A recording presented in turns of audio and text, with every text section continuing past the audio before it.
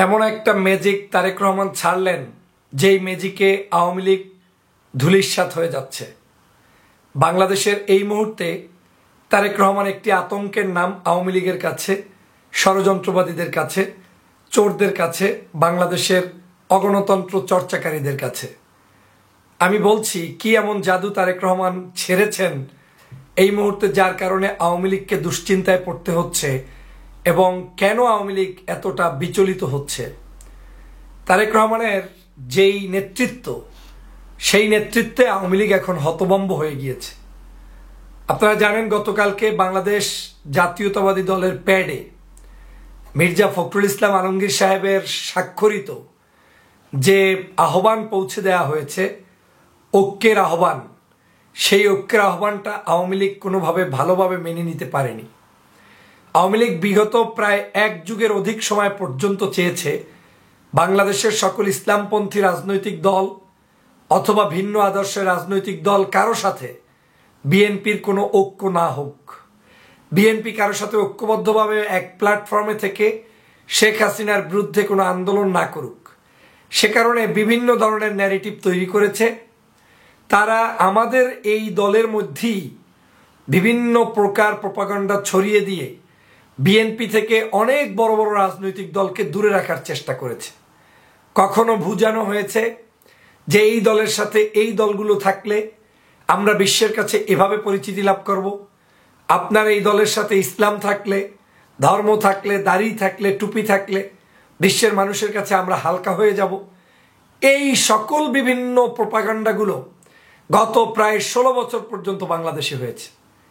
কিন্তু বাংলাদেশের সত্যিকার নেতা, যার হাত ধরেই বাংলাদেশ আবার স্বাধীন হবে, সেই জননেতা জনাব তারেক রহমান বুঝতে সক্ষম হয়েছে যে বাংলাদেশের এই মুহূর্তে মুক্তি করতে হলে কাউকে দূরে রেখে মুক্তি সম্ভব নয়। মুক্তিকে করতে হলে, মুক্তি সংগ্রামে জয় হতে হলে বাংলাদেশের সকল সোসাইটির মানুষকে নিয়েই মুক্তি সংগ্রামে নেতৃত্ব দিতে হবে। আওয়ামী লীগের একটি অন্যতম জ্বালাপালা হচ্ছে জামাতে ইসলামকে নিয়ে কিংবা ইসলামিক দলগুলোকে নিয়ে। সর্বশেষ বিএনপির গতকালের যে সিদ্ধান্ত, তারা যে ঘোষণা দিয়েছে, এটা আওয়ামী লীগ ভালোভাবে নিতে পারেনি। কারণ বাংলাদেশের সমগ্র দেশপ্রেমিক দলই বিএনপির সাথে প্রকাশ্যে ঐক্য করে শেখ হাসিনার পতন নিশ্চিত করতে চান, কিন্তু তারা স্কোপ পাচ্ছিলেন না যে কোনো একটা ওয়ে নিয়ে কিভাবে আন্দোলন একত্রে করবেন। কিন্তু গতকালকের বিএনপির পক্ষ থেকে সেই ওয়েটা জানিয়ে দেওয়া হয়েছে। আপনারা ইতিমধ্যে আমার ফেসবুকে বিভিন্ন জায়গায় এই পেজটা পেয়েছেন এবং এই ইনফরমেশনটা আপনারা পেয়েছেন। আমি আপনাদেরকে একটু পরে শোনাচ্ছি, এরপরে আমি বিশ্লেষণ করছি। দেশনায়ক জনাব তারেক রহমানের নির্দেশনায় বিএনপির মহাসচিব মির্জা ফখরুল ইসলাম আলমগীর সাহেবের স্বাক্ষরিত এই আহ্বানে কি লেখা ছিল আমি একটু পরে শোনাই। ন্যূনতম এক দফা অবৈধ ফ্যাসিস্ট খুনি হাসিনা সরকারের পতনের দাবিতে সকল গণতান্ত্রিক রাজনৈতিক দল, সামাজিক সাংস্কৃতিক সংগঠন ও শক্তিকে ঐক্যবদ্ধ হওয়ার জন্য জাতীয় ঐক্যের আহ্বান বিএনপির। বিএনপি বলছে, এই মুহূর্তে জাতির এই ক্লান্তি লগ্নে জাতীয় বৃহত্তর স্বার্থে লুণ্ঠিত গণতন্ত্র ও ভোটাধিকার পুনরুদ্ধার, অধিকারহীন জনগণের ও জাতির মুক্তির লক্ষ্যে আমরা উপরোক্ত ন্যূনতম এক দফার ভিত্তিতে এবং দাবিতে দেশের সকল গণতান্ত্রিক রাজনৈতিক দল, সামাজিক সাংস্কৃতিক সংগঠন, ব্যক্তি ও শক্তিকে ঐক্যবদ্ধ হয়ে একটি জাতীয় ঐক্য গঠনের আহ্বান জানাই। আমরা বিএনপির নেতৃত্বে যুগপৎ আন্দোলনের সকল শরিক দল ও জোট, বাম ডান সকল রাজনৈতিক দল, বাংলাদেশ জামাত ইসলামী সহ অন্যান্য ধর্মভিত্তিক ও সকল ইসলামী রাজনৈতিক দল এবং সংগঠনের প্রতিও জাতীয় ঐক্যের আহ্বান জানাচ্ছি। সময় ও যোগাযোগের প্রতিবন্ধকতার কারণে বিবৃতির মাধ্যমে সম্মতি প্রদান করা যেতে পারে। শীঘ্রই সম্মতি প্রাপ্ত সকলের স্বাক্ষরে যৌথ বিবৃতি প্রদান করা হবে। জাতীয় ঐক্যের এই ঐতিহাসিক ঘোষণা ও দলিল দেশ জাতির মুক্তি ত্বরান্বিত করবে ইনশাআল্লাহ। মির্জা ফখরুল ইসলাম আলমগীর। দেখেন, বহুদিন পর বিএনপির প্যাডে সরাসরি বাংলাদেশ জামাতে ইসলামের নাম উল্লেখ করে, ইসলামিক রাজনৈতিক দলগুলোর নাম উল্লেখ করে তারপরে এই আহ্বান ছেড়েছে বিএনপির পক্ষ থেকে। আমি এর আগে আপনারা হয়তো একটা ভিডিও আমার দেখেছেন, বক্তব্য আমি 4টা কারণ সেখানে বর্ণনা করেছিলাম যে 4টা ব্যক্তি যদি এক হয় তাহলে বাংলাদেশে শেখ হাসিনার পতন নিশ্চিত। 4 জন ব্যক্তি, এর বাহিরে এখন তো বিএনপি সবাইকে ডেকেছে। আমি বলেছিলাম 4 জন হইলেও সম্ভব। কারা তারা?